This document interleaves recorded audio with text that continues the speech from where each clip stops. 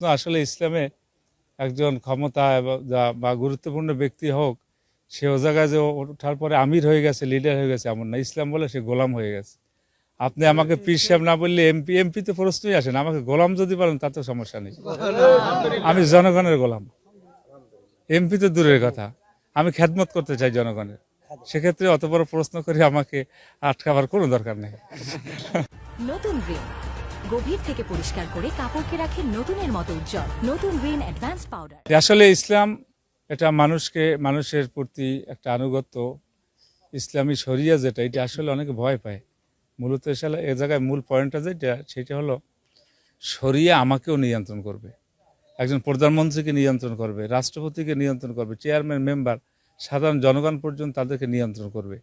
একটা আইনের কাছে যদি আমি ধরা থাকি, তখন অপকর্ম, দুষ্কৃতি এ ধরনের কোনো প্রশ্নই আসে না।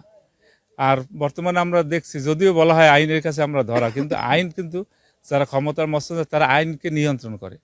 এই জন্য কিন্তু দুর্নীতি এটা জিরো টলারেন্সটা নিয়ে যেতে পারতেছে না। আর আমরা আসলে আখেরাতকে প্রাধান্য দেই। আর আমরা রাজনীতির সাথে আমরা জড়াই পড়ছি, কারণ আমাদের রাজনীতিটা একটা নোংরার দিকে ধাবিত হয়েছে। সবাই বলে যে এদেশে আমরা দারিদ্র্য বিমোচন করবো, আসলে পারতেছে না। আর ক্ষমতা এটা একটা আসলে আগুনের পোশাক, এটা একটা মারাত্মক জিনিস। জান্নাত এবং জাহান্নামের মাঝে একটা জাহান্নামের কিনারায় দাঁড়ানো।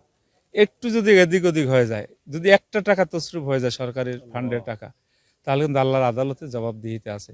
সেটা আমি ভালো করে জানি, কারণ আমি একজন শুধু রাজনৈতিক নেতা না, আমি একটা ধর্মীয় নেতা। আমার ধর্মই আগে, এরপরে জনসেবা। জনসেবাই এই ধর্মের অন্তর্ভুক্ত। আমি এই জায়গায় শুধু জনসেবাকে যে প্রাধান্য দিলাম, অন্যান্য দিক দিয়ে নামাজ রোজা যাতা কাছে এইটা অবমূল্যায়ন করলাম না।